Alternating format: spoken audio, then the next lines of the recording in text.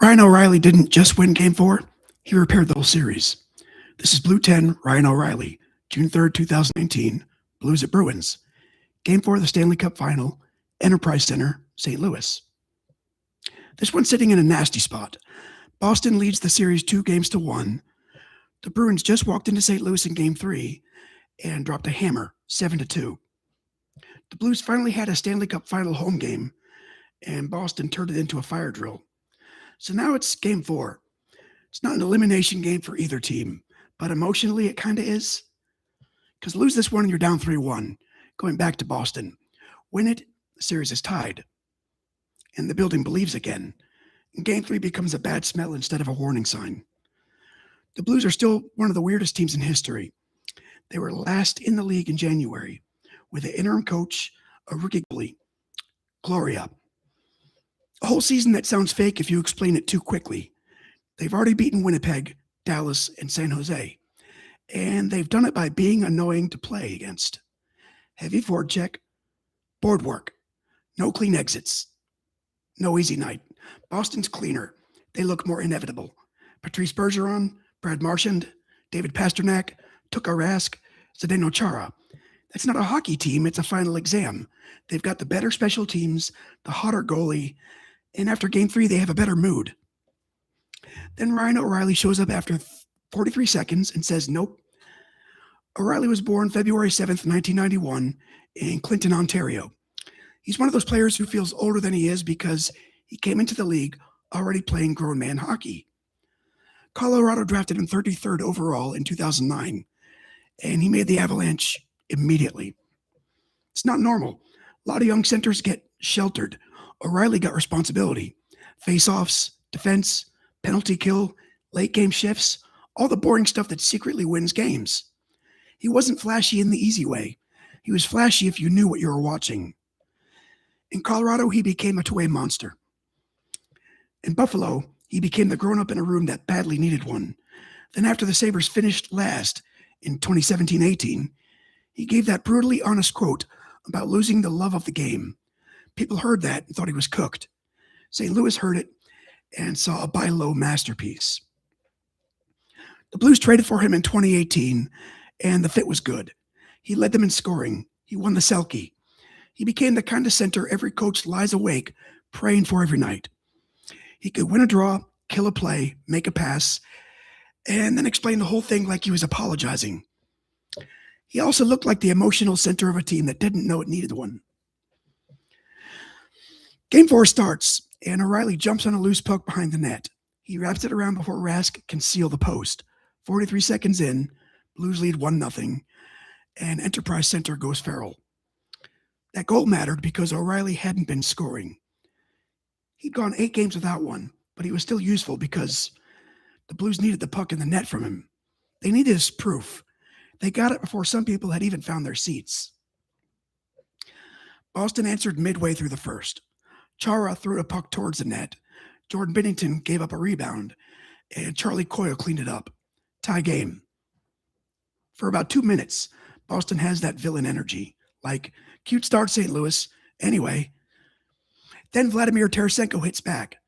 Pietrangelo gets a puck on net. Braden Chen gets involved, and Tarasenko finishes the rebound. It's 2-1 Blues, and now the game has bite. This is where the story should become St. Louis took control, but it doesn't. In the second period, Brandon Carlo scores shorthanded. Not just any goal, a shorthanded goal in a Stanley Cup final road game, with the Bruins already leading the series. It's the kind of thing that can make a building swallow its tongue, because now it's 2-2. The Blues had the start, and they had the lead. They had the crowd, and Boston's still right there, wearing that same smug face. Boston. Then the game got uglier. Chara took a puck to the face off a Shen shot. He left, and he came back later with a shield, looking like he wandered out of a dentist office. But he can't play. Boston's down to 5 defensemen. The Blues lean harder. They dump pucks, they chase. They make Boston's tired defensemen turn around. They make every shift feel like moving furniture upstairs. That's the floating lesson with O'Reilly. He isn't just good defensively. The phrase is not big enough to describe him. O'Reilly changes the temperature of a game. He makes skilled teams work in places they don't want to work. He takes a clean possession and drags it into the mud. Somehow, he comes out with the puck and a face like nothing happened. Third period, still 2-2. Jay Bouwmeester takes a penalty. Huge kill for St. Louis, because if Boston scores here, the whole thing tilts. And the Blues kill it. Less than 2 minutes later, O'Reilly cashes it in. Pietrangelo reads a slow Boston change and gets the puck towards Rask. The rebound drops into a nasty little patch of ice, and O'Reilly beats Charlie McAvoy to the inside. That's the whole job. Get inside, be first. Don't blink. He snaps it home, and the Blues lead 3-2. That's the game, not officially, but spiritually. Boston still pushes, because that's what good teams do. But the Blues are better in the dirty minutes. Binnington settles in after the Game 3 disaster. The penalty kill does its job, and the building keeps rising. Then Brayden Schenn hits the empty net. 4-2 Blues. Series tied 2-2. St. Louis has its first home win ever in a Stanley Cup final. Consider the franchise had been around since 1967. They've had 3 earlier trips to the final, all sweeps. Decades of almost, not yet, maybe next year. And here comes Ryan O'Reilly with 2 goals and a repair kit. After the game, Craig Berube talked about discipline and relentlessness. That's the chief vocabulary. Nothing decorative, no poetry, just we were better. We kept coming and we didn't stop. O'Reilly was more modest because that's his whole deal. On the winner, he described it as getting to the backside and catching a bounce. And that's true. Great players have a way of making gigantic moments sound like a grocery run. The Boston side knew what happened. The Blues won more loose pucks. They won more battles. They turned the game into a St. Louis game, and Boston didn't have enough clean air. And the series was different now. Game 5 went back to Boston. St. Louis won that one, 2-1. Game 6 came back to St. Louis, and Boston punched the door open again, 5-1. Because, of course, this thing was going to need Game 7. The Blues couldn't just walk calmly into history. They had to make us all suffer first. June 12, 2019, Game 7 in Boston. O'Reilly scored again. Pietrangelo scored late in the first, and Binnington played the game of his life. The Blues won 4-1, first Stanley Cup in franchise history. Excuse me. O'Reilly won the Conn Smythe. He finishes the final with 9 points and scores in 4 straight final games. First player to do that since Wayne Gretzky in 1985. For 1 week, that's the neighborhood O'Reilly moved into. And after 19, O'Reilly stayed a major piece in St. Louis. He eventually became captain.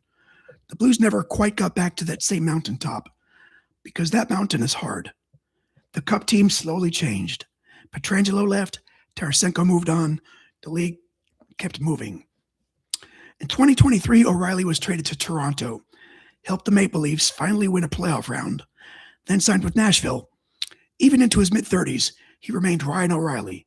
Face-offs, details, leadership, points, and all the little pieces that don't really look that sexy until your team doesn't have them. That's the thing about this game. It wasn't the night O'Reilly became great. He was already great.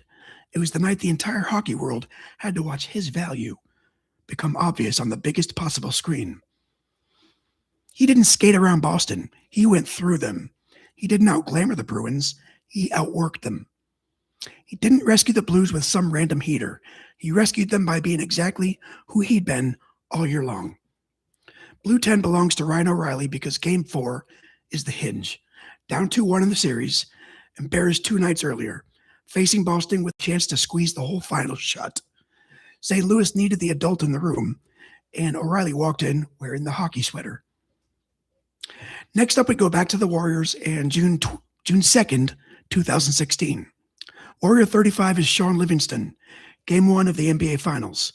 When Steph and Clay didn't have it, Cleveland thought the door was open, and Livingston calmly walked through the middle of the game like he'd already paid rent there. But this one was Blue 10, Ryan O'Reilly. The night the Blues stopped wobbling, tied the final, and started turning a miracle season into something permanent. Thank you for spending a little time with me today, and maybe I'll see you next time.